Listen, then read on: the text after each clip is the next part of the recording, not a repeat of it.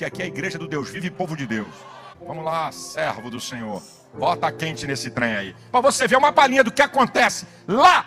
Enquanto vocês, gente aí que tá falando, tá com a TV ligada, né? Tá vendo o carnaval, linguarudo?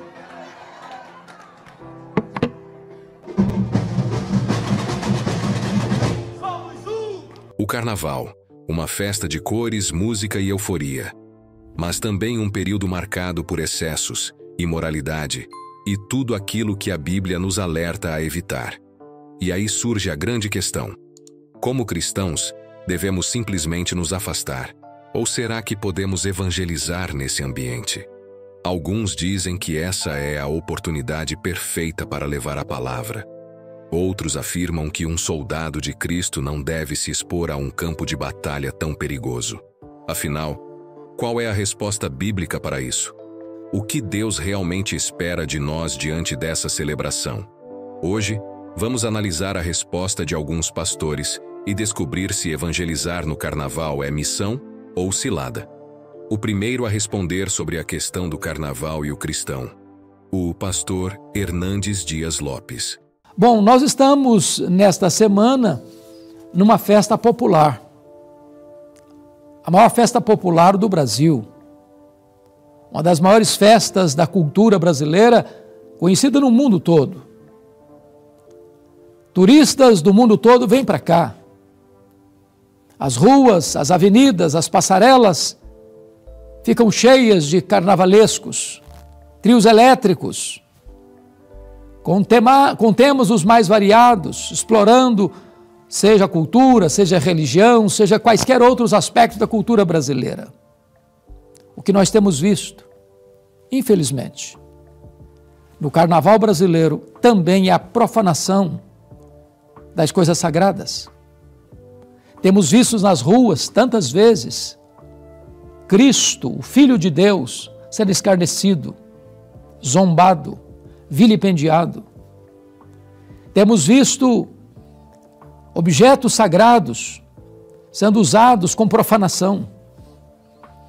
E é importante dizer que mesmo que a sociedade aceite ou até aplauda essas atitudes, mesmo que as autoridades constituídas não tomem nenhuma medida para regular, orientar e estabelecer limites para essas práticas, é importante afirmar que de Deus não se zomba, porque aquilo que o homem semear, isso ele também ceifará. Temos visto que o carnaval brasileiro, patrocinado por verbas públicas, o que no nosso entendimento não deveria ser uma prática, porque as verbas públicas não são para patrocinar festas nem deste nem daquele outro segmento da sociedade, tem se tornado a festa dos excessos. Excesso de sensualidade.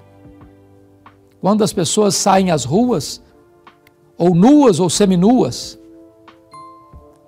a festa dos excessos, da embriaguez, onde pessoas se embriagam ao extremo. A festa do excesso da promiscuidade, onde a prática sexual, às vezes, acontece na rua, ao ar livre, diante dos olhares da multidão que passa e que vai. A festa dos excessos, do consumo de drogas, onde tantas pessoas se iniciam nesta prática ou tantas outras dão vazão, chegando tantas vezes até mesmo a overdose, ceifando a própria vida. A festa dos excessos, da infidelidade, quando tantos casamentos são arruinados, quando tantas famílias saem arranhadas, machucadas, quebradas, divididas. Uma festa que tem um saldo moral e espiritual com um grande déficit para a nação. É claro que as pessoas, ou talvez a maioria das pessoas que entram numa passarela ou correm atrás de um trio elétrico pelas ruas, ou dançam e pulam e se vestem com máscaras ou sumariamente ou até sem roupa nenhuma, naquele momento está apenas pensando em curtir a vida, em aproveitar todas as taças dos prazeres. Vem depois uma quarta-feira de cinzas e aparece que confessa ali um pecado, ou liturgicamente ou cerimonialmente tem ali uma experiência de arrependimento, passa cinza na testa, mas já está programando o próximo carnaval do próximo ano. E a vida continua, marcada pelo pecado, pela infidelidade, pela profanação do sagrado, pela prática de tudo aquilo que é excesso, que rompe as fronteiras do bom senso e da conduta. Vamos acompanhar o segundo a tratar sobre evangelismo no Carnaval, o reverendo Augustus Nicodemos. Durante o tempo do apóstolo Paulo e dos demais apóstolos, havia no Império Romano as famosas orgias, em que as pessoas iam passar a noite, se embriagavam, faziam coisas absurdas, e é claro, a imoralidade sexual estava presente e tudo mais. Eu não consigo imaginar os apóstolos pedindo para, de alguma forma, participar daquilo ali, ou chegar perto daquilo ali, sob pretexto de evangelização.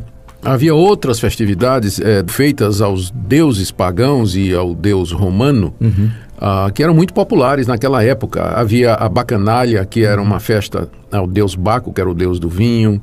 Havia os festivais que ocorriam no templo, por exemplo, da deusa Artemis ou Diana dos Efésios.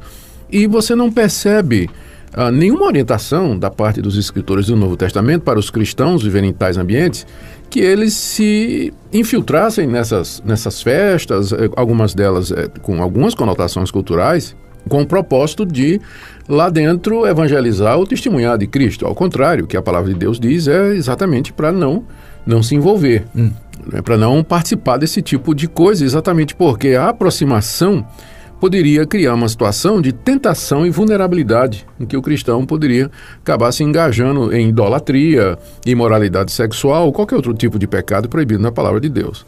Então, eu tenho muita dificuldade com bloco gospel, né? Em carnaval. E que mensagem está se mandando, né? Que mensagem está mandando? A própria presença ali já significa uma aprovação tácita, né? Se uma pessoa quer de fato evangelizar, aproveitar, se não quer fugir do mundo, né, e ir para um retiro, ir para um acampamento, e ela acha que tem que fazer alguma coisa, para mim, um velho e antigo método de evangelização funciona muito bem. Enche uma mochila de folhetos, de Bíblia, não é? E vai andando, vai conversando com as pessoas, vai falando de Cristo, vai dando testemunho, ensinando a palavra de Deus e chamando as pessoas ao arrependimento, né? Sem que você entre na deles, de estar ali pulando, sambando. De fazer aqueles blocos para entrar no meio, né? Tipo assim, vai ver uma escola, depois vem um bloco de gospel e... É uma voz perdida, é uma voz minoritária, não é? No meio lá das vozes que se levantam defendendo temas que são contrários à palavra de Deus e assim por diante. Então, não me convence esse argumento de evangelização. É um uso errado daquilo que o apóstolo Paulo disse, quando Paulo fala lá na primeira carta aos Coríntios, no capítulo 9, que ele se fez de tudo para com todos, para de todos os modos ganhar alguns. Ele estava se referindo ao fato de que quando ele estava entre os judeus, ele se abstinha de determinadas comidas que escandalizavam os judeus. E quando ele estava entre os gentios, ele participava desses alimentos, coisa que ele não faria quando estava com os judeus. Ou seja, ele abria mão dessas coisas neutras e engajava nelas quando conveniente para pregar o evangelho. Agora, o carnaval não é exatamente uma coisa neutra, não é? As pessoas dizem que tem um aspecto cultural. Ora, gente, a gente sabe que o aspecto cultural do carnaval já se perdeu há muito tempo, né? Enquanto que na Europa, por exemplo, na Holanda, o desfile de carnaval é um desfile alegórico. Tem bonecos, tem fantasias, as famílias vão para a rua com os filhos, jogam água no outro. Então, tem brincadeiras e só. né? E só. Mas no Brasil a gente sabe que o carnaval é outra coisa, né? Cada vez pior, né? Eles vão se especializando na erotização e tantas coisas. Não tem fim, né? Não tem fim. E tem que lembrar também o seguinte, só porque uma coisa é cultural, não quer dizer que ela seja neutra. Porque o pecado afetou todas as dimensões da raça humana. Nos afetou não somente como indivíduos, mas também coletivamente. As estruturas sociais, estruturas políticas e econômicas, e também toda essa área cultural foi afetada pelo pecado. Então, embora a cultura possa transmitir valores, que são valores de Deus, mas ela também se presta a transmitir valores de um mundo caído e que está mergulhado no pecado, como é o caso de festas desse tipo, né? Então, a gente precisa ter cuidado com esse tipo de argumentação de que é uma coisa cultural. Outra coisa que a gente tem que lembrar é a associação. Todo mundo sabe o que é que o carnaval significa.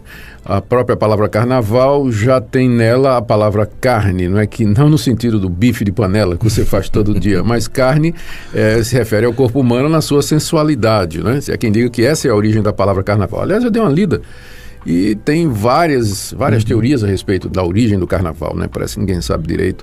O fato é que ele está aí. Então, a festa, ela está associada com nudez, com sensualidade, com erotização, com bebida. Prostituição infantil. Prostituição, tudo. Está tudo misturado, adultério, tá? Então, não tem como justificar a presença de um crente, um homem, uma mulher de Deus em festas desse tipo. Não há justificativa plausível para esse tipo de comportamento. Se estiver gostando do nosso conteúdo de hoje, deixe o seu like para que esse vídeo chegue para mais pessoas. Continuando. O terceiro que comentou claramente a respeito desse tema tão importante e perigoso para os cristãos, o pastor Paulo Júnior. Olhe para você. Você é a noiva de Cristo, ataviada, adornada, sem ruga, nem mancha, nem mácula. Romanos 12 diz o quê? Vamos ver se a igreja sabe. Rogo-vos pela compaixão de Deus que apresentei vosso corpo como sacrifício vivo, santo, que é o vosso culto racional, e não vos conformeis com este século, mas transformai-vos pela renovação do vosso entendimento. Presta atenção o que Paulo está ensinando para mim e para você, para os crentes. Presta atenção. Não vos conformeis a esse mundo. Esse vos conformeis não está dizendo de conformidade, de olhar algo na TV do mundo. Me conformei. Não nos amoldeis, é que Paulo está dizendo. Não se conforme, não se amolde, em hipótese alguma, seja como o mundo é. Rogo-vos, ele está dizendo ali uma palavra de rogo, conjuro, imploro, suplico, choro, me quebranto, me consterno, pedindo à igreja: não se conformem com o mundo, não sejam iguais aos ímpios, não copiem o seu modo de viver. Palavra do Senhor. Agora o que está acontecendo? Vem cá. Que pitique é esse? Que frenesi que é esse? Que foguinho que é esse? Que desejo que a igreja tem de se parecer com o mundo? A quarta pessoa que tocou no assunto do carnaval, o pastor Rodrigo Silva. O carnaval começou com as festas de Baco, o deus do vinho. Daí vem a palavra bacanal. E até foi uma coisa triste, tanto com o carnaval como com o Halloween. Aqui foi muito triste. Aqui a igreja tentou cristianizar coisas pagãs para não perder o público pagão. Aonde você disse? No carnaval e no Halloween. Olha o sentido contrário. A Páscoa e o Natal eram cristãos e foram paganizados. Outra foi invertido. O outro era pagão que foi cristianizado. O sinônimo não é igual. Mas o carnaval foi cristianizado? Foi. De que maneira? Vou explicar. Lembra que eu falei que a Roma cristianizada cuidaria em mudar os tempos e a lei? Sim, sim. Você já notou que o carnaval, cada época do ano, cai numa data diferente? Você já se perguntou o porquê? Não. É porque o carnaval, pasmem, faz parte do calendário eclesiástico da igreja. Ele é atrelado à Semana Santa. O que tem a ver uma coisa com a outra? Na época que a igreja tomou o poder, e aí realmente é uma coisa que a gente tem que tomar muito cuidado. Até o que eu falo, eu sempre piso em ovos. A sua pergunta ela é mais profunda do que uma resposta simples possa dar. Até que ponto eu posso ir sem negar a minha fé, a minha identidade? Porque por um lado não posso ser esquisito, separado do mundo. Por outro lado não posso me mundanizar. A gente tem que ter uma ajuda espiritual para saber o divisor d'águas. Para você não se vender em prol da popularidade ou dos likes ou dos views. Então vamos lá. A igreja tinha muitos pagãos que assustaram, que agora o mundo virou cristão, não por conversão, mas por um decreto imperial. As religiões pagãs continuaram existindo, mas elas ganharam cada vez menos espaço público. Imagine só, você estava seguindo uma religião pagã, você estava na Basílica, que nessa época a Basílica era apenas um templo pagão. Constantino agora se converteu, se tornou cristão, e ele obriga que a igreja, que a basílica que você frequenta se torne agora uma igreja cristã. E basílica agora tem todo sentido. É uma igreja cristã grandona. Ou você aceita isso, você vai perder pontos com o imperador. Como muitos se vendiam, muitos se tornavam cristãos assim, não por conversão, mas por conveniência. Existe uma diferença entre vir a Cristo por conversão ou por conveniência. Muitos vieram, mas vieram trazendo essas práticas. E aí o diabo ganhou um ponto em relação ao povo de Deus. Por isso que quando eu falo dessas mudanças aqui, eu não estou atacando a igreja A ou B, irmãos. Esse crime da junção do cristianismo com Roma é um crime do meu povo, do povo cristão. Eu tenho que chorar por isto. Eu não posso agora, de dentro da minha igreja, começar a atacar outras igrejas, porque quando um pastor rouba o dízimo, quando uma igreja, a igreja católica, sanciona um paganismo, ao invés de ficar apontando o dedo, eu tenho que chorar, porque é o cristianismo. É o argumento que muito ateu está tendo do outro lado para falar que o cristianismo não presta. Daniel, no capítulo 9, que você pode ler em casa, ele não ficou apontando os pecados de Israel, ele se identificou com o Israel pecador. Daniel era um homem santo. Ele falou: Senhor, nós temos pecado. Então eu peço a Deus perdão pelos pecados do cristianismo, que eu faço parte desse cristianismo, sabe? E infelizmente com dor no meu coração, com dor no coração de Cristo, porque o cristianismo é a igreja, é a esposa do Cordeiro, segundo o Apocalipse, o cristianismo juntou. Então o cristianismo começou a se vender e começou a pagar um preço. Já que os pagãos estão vindo, as festas dão muito dinheiro. E o dinheiro virava quermesse e dinheiro para as igrejas. O carnaval passa, a festa acaba, mas as consequências espirituais permanecem.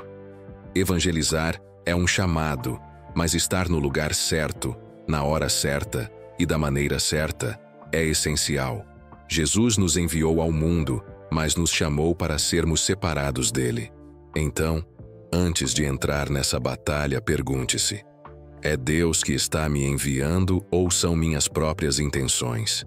A verdade é que nem todo campo é seu campo de missão. E nem toda oportunidade é um chamado.